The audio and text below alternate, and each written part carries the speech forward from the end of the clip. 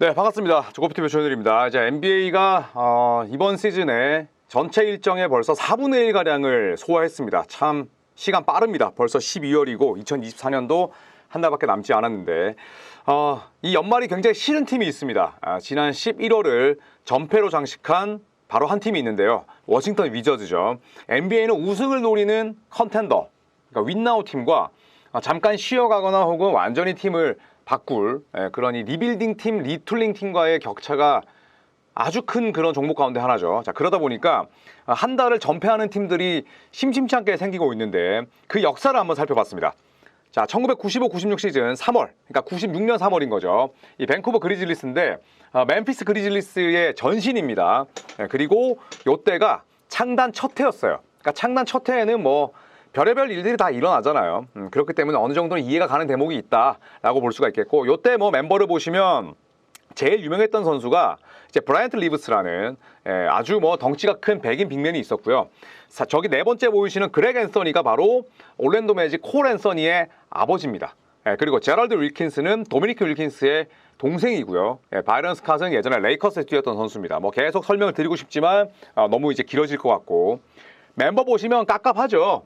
정말 에이스라고 부를 수 있는 선수가 없습니다. 뭐 베노이 벤자민 같은 경우에도 유타 재즈에서 뛰긴 했습니다만 전성기가 지난 시점이었고 진짜 선수가 없어요. 자, 평균 득점은 29개 팀 가운데 꼴찌였습니다. 이때는 29개 팀이었습니다. 자, 그리고 페이스도 29개 팀 가운데 21위였어요. 뭔가 좀 신생팀답게 패기 있게 플레이를 해야 되는데 속도도 늦었어. 그리고 오펜시브 레이팅 꼴찌, 디펜시브 레이팅은 그나마 18위로 괜찮았었는데 결국 넷 레이팅도 꼴찌였습니다. 15승 67패. 저는 개인적으로 어떻게 저 멤버로 15승을 했지? 진짜 저 멤버로 15승을 했었나? 이런 생각이 들 만큼 굉장히 가깝했었습니다. 자, 요때가 밴쿠버 그리즐리스, 그 다음에 토론토 랩터스가 동시에 창단을 했어요. 그래서 27개 팀에서 29개 팀이 됐습니다. 자, 그렇기 때문에 시카고 불스가 72승을 한 거 아니냐? 찰스 바클리도 NBA 팀의 확장이 결국 리그의 전체적인 경쟁력을 떨어뜨렸고 그것 때문에 시카고가 72승을 달성할 수 있었다. 뭐 이렇게 이야기도 했었는데 그것도 일리가 없는 말은 아니었습니다. 자, 어쨌든 밴쿠버 그리즐리스 95-96 시즌 3월은 잊고 싶었겠죠. 자, 그리고 필라델피아는 NBA 역사상 최초로 한 시즌에 2번이나 전패를 기록을 했습니다. 물론 4월은 이제 정규 시즌이 끝나는 달이기 때문에 조금 표본이 적긴 합니다만 어쨌든 유일한 팀으로 남아 있습니다.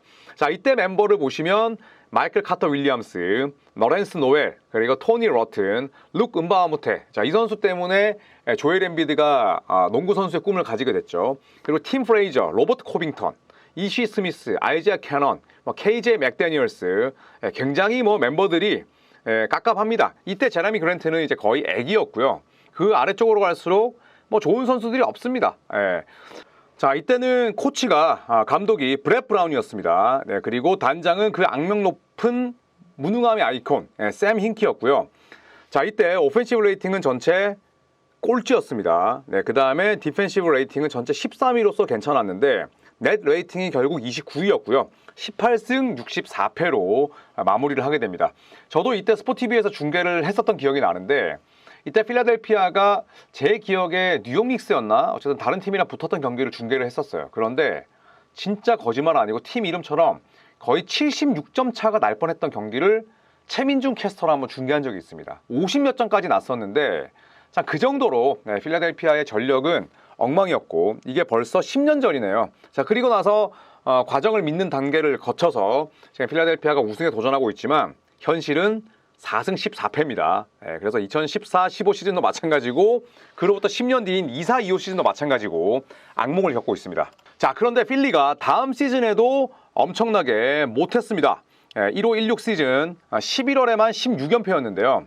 그러니까 시즌 시작하고 얼마 지나지 않아서 그냥 전패를 떠하는 거죠. 자, 이때 멤버를 보시면 이시 스미스, 자리 로카포, 너렌스 노엘, 로버트 코빙턴은 그대로 있었고요. 또 제레미 그랜트, 아이지아 캐넌도 있었습니다. 닉 스타스커스, 드마커스 커즌스로부터 세크라멘토 때 괴롭힘을 당했던, 학폭을 당했던 선수였고요. TJ 맥코넬도 이때 있었습니다. 이때는 이제 TJ 맥코넬이 애기였죠. 그리고 뭐 카일 랜더리, 자카리 심슨 같은 이런 선수들이 로스터를 지키고 있었습니다. 평균 득점은 29위, 그리고 오펜시브 레이팅 꼴찌였고요. 디펜시브 레이팅이 한 시즌 만에 더 하락했습니다. 그렇죠? 그 전 시즌에는 13위로서 괜찮았는데 26위가 돼버렸고요. 자, 수비가 좋지 못하다 보니까 넷 레이팅은 좋을 수가 없습니다. 그리고 결국 10승 72패로 마무리하게 됩니다. 야, 진짜 한 자릿수 승수에 그칠 뻔했었는데 다행히 두 자리 승수로 마무리를 했죠. 자, 그리고 클리블랜드 캐벌리어스 81-82 시즌 때 4월에 11연패였습니다. 이때는 로니 브로의 아버지죠. 이 론 브로가 있었고 또 마이크 미첼, 제임스 에드워즈. 제임스 에드워즈는 나중에 또 시카고 불스와 디트로이트에서 뛰게 됩니다. 캐니카, 클리프 로빈슨 등등이 있었는데 정말 갑갑했었죠. 그리고 15승 67패로 마무리를 했었습니다. 이때는 또 빌 레인비어도 이 당시에 클리블랜드 멤버였습니다. 디트로이트 멤버가 아니라. 그래서 몇 명의 디트로이트 멤버가 뛰고 있었는데 성적은 대단히 좋지 못했죠. 81-82 시즌 클리블랜드의 4월도 굉장히 혹독했습니다. 자, 그리고 르브론 제임스가 떠난 직후였죠. 2010-2011 시즌 1월 클리블랜드는 무려 한 달 동안 15연패 다 졌습니다. 그래서 이때 멤버를 보시면 앤턴 제이미슨, 앤더슨 바레장, 모 윌리엄스, 그다음에 앤서니 파커라는 선수도 있었고 제이제이 힉슨 아주 견실한 빅맨이었죠. 그다음에 부비 깁슨, 그리고 라몬 세션스, 베런 데이비스 등등이 있었는데 베런 같은 경우에는 이제 전성기가 지났었고 멤버들이 생각보다 나쁘지 않았거든요. 그런데 자, 르브론이 떠나자마자 너무너무 힘든 한 해를 보냈었습니다. 자, 이때는 오펜시브 레이팅이 29위였고요. 디펜시브 레이팅도 29위, 넷 레이팅 전체 꼴찌였고 결국 19승 63패로 마무리했습니다. 한 달 전패팀 치고는 굉장히 많은 승수를 따냈었는데 진짜 이때 클리블랜드는 갑갑했었죠. 그런데 결국에는 르브론 제임스가 다시 복귀하면서 우승을 차지했었고 그리고 그로부터 14년 뒤인 올 시즌은 현재까지 18승 3패 30개 팀 가운데 전체 승률 무려 1위입니다. 자, 그리고 디트로이트의 지난 시즌 11월 15연패였습니다. 그리고 시즌을 20승 62패로 마무리했었는데 자, 케이드 커닝햄, 보얀 보그다노비치, 아이제아 스튜어트, 그리고 시몬 앤 폰테키오, 치메지 매튜, 젤런 두렌, 제이든 아이비, 어사르 탐슨 자, 이런 선수들이 있었습니다만 커닝햄은 사실 몸 상태가 좋지 못했고 그리고 제이든 아이비는 좀 기대 이하였습니다. 젤런 두렌도 부상도 잦았고 그 다음에 올 시즌도 좀 부진하긴 합니다만 전체적으로 기량이 무르익지 않았어요. 올 시즌은 괜찮잖아요. 그런데 가장 큰 문제는 역시나 공격이었습니다. 오펜시브 레이팅이 27위였고요. 그리고 10월 31일부터 12월 29일까지 무려 28연패 기록했습니다.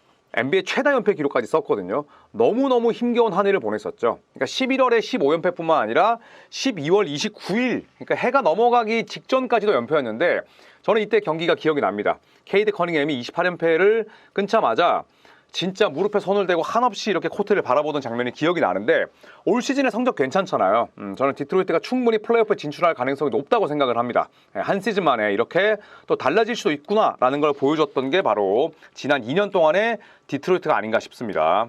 자, 그리고 워싱턴 위저즈 역시도 아까 필라델피아처럼 2년 연속 한 달 전패를 떠하는 팀이 되고 말았습니다. 자, 지난 시즌은 이제 올해죠. 2월에 12연패였어요. 그리고 20승 62패로 시즌을 마무리했었는데 지난 시즌과 멤버 차이가 크진 않습니다. 카일 쿠즈마, 조던 풀, 그 다음에 데니 아브디아는 포틀랜드로 떠났고요. 타이어스 존스가 있었음에도 불구하고 전패였습니다.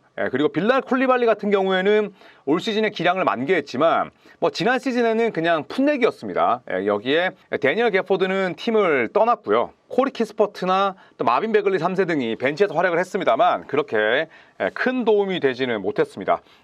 자, 평균 득점은 17위였지만 페이스가 빨랐기 때문이고요. 왜냐하면 페이스가 1위였어요.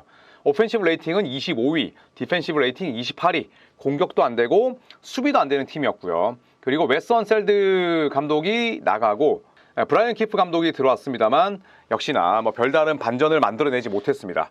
자, 그리고 올 시즌 11월에 결국 14연패를 떠안았습니다. 굉장히 로스터가 젊어요. 조던 풀, 카일 쿠즈마, 그 다음에 요나스 발렌슈나스, 말콤 브록던 정도를 제외하면 전부 다 젊은 선수들입니다. 그리고 쿠즈마는 지금 또 다쳤고요. 빌랄 쿨리발리, 그리고 칼튼 캐링턴, 그리고 키션 조지, 여기 알렉스 사르까지 2년차 이하 선수의 4명이 무려 주요 로테이션입니다. 그렇기 때문에 지금 워싱턴 위저즈는 그래도 지난해보다는 낫다고 생각을 해요. 조금 더 미래를 위한 초석을 다지고 있는 단계라고 볼 수가 있겠고 물론 오펜시브 레이팅 꼴찌, 디펜시브 레이팅 꼴찌입니다. 자, 하지만 이 발렌슈나스가 12월 15일부터 트레이드가 가능하잖아요. 그리고 카일 쿠즈마를 적당한 그런 픽과 선수로 바꿔올 수 있다면 저는 워싱턴 위저즈의 올 시즌은 그래도 의미 있는 쉼표가 되지 않을까 그렇게 생각을 합니다. 자, 그렇다면 최다 연승팀은 누가 있을까요? 가장 최근 연승 기록은 올 시즌 클리블랜드의 개막 후 15연승이었습니다. 보스턴에게 지면서 결국에는 16연승이 좌절됐습니다만 최다 연승은 71-72 시즌 때 레이커스의 33연승이었습니다. 자, 그리고 2위가 바로 골든스테이트 워리어스의 28연승. 이건 이제 두 시즌에 걸쳐서 만들어냈어요. 14-15 시즌 마지막 4경기, 그리고 15-16 시즌 개막 직후 24연승에서 28연승이 두 번째이고요. 그리고 마이애미 히트의 12-13 시즌, 이때 슈퍼팀이었죠. 이때 27연승이 전체 3위였습니다. 자, 그리고 4위는 2007-2008 시즌 때 22연승인데, 야, 이때는 뭐 사실 휴스턴 로켓츠가 정말 기적 같은 팀이었어요. 트레이시 맥그레디는 전성기에서 서서히 내려오고 있었고, 그리고 야오밍은 마지막 불꽃이었는데 결국에는 22연승하고 55승. 어떻게 보면 긴 연승 달린 팀치고는 승수가 굉장히 낮은 편이었죠. 자, 그리고 이제 워싱턴 캐피털스가 20연승을 달렸었고, 미러키가 70-71 시즌 때 압둘자바 앞세워서 20연승. 그리고 아래쪽으로 보시면 뭐 레이커스, 보스턴, 샌안토니오, 애틀란타까지 NBA에서 우승을 차지했거나 혹은 명문팀들이 또 그 아래쪽을 차지를 하고 있죠. 쭉 보시면 뭐 시카고 불스 72승을 달성을 했었는데 이때 시카고 불스의 최다 연승은 18연승이었습니다. 생각보다는 대단한 기록이지만 그렇게 길지 않았죠.